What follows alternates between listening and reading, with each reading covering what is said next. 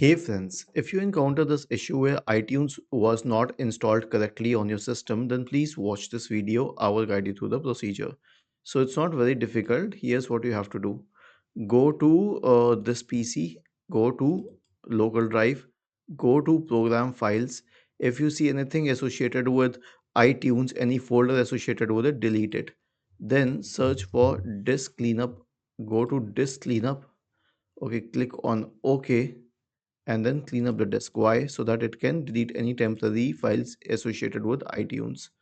Delete the files, and once it is gone, we will try reinstalling it, but from the right location. So search for Microsoft Store, go to Microsoft Store, okay, and then you can search for iTunes.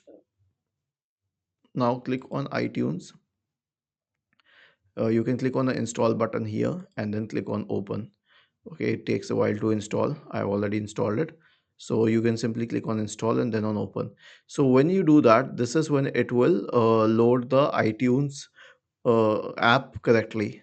It will need a while to load it, and all you will need a good enough internet connection for it.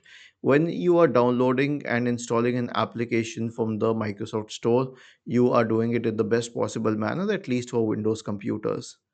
Was this helpful? If yes, then please subscribe to the channel.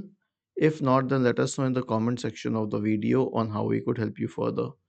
Thank you for watching this video and have a nice day.